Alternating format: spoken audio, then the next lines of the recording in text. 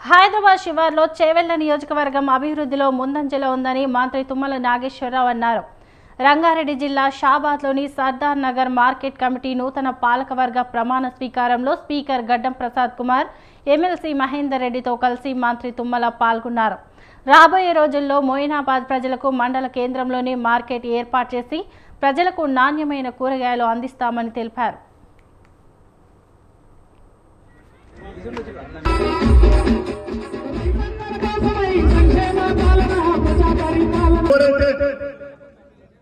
Loan తీసుకున్నారు 2 లక్షల రూపాయల లోపు అది ఖచ్చితంగా జరుగుతుందని ప్రతి సభలో చెప్తున్నారు.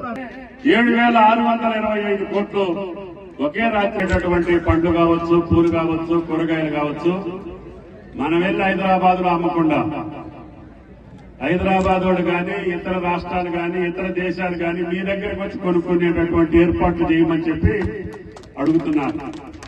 అందుకనే ముఖ్యమంత్రి గారు మొట్టమొదటిగా ఈ హైదరాబాద్ కి ఎయిర్పోర్ట్ కి దగ్గరలో ఒక పెద్ద హోల్సేల్ మార్కెట్ ని నా రైతులకి ఏ కష్టం లేకుండా ఒక మెగా మార్కెట్ ఏర్పాటు చేయమని చెప్పి ఆదేశాలు ఇచ్చారు. అది త్వరలోనే రూపకల్పన జరుగుతుంది.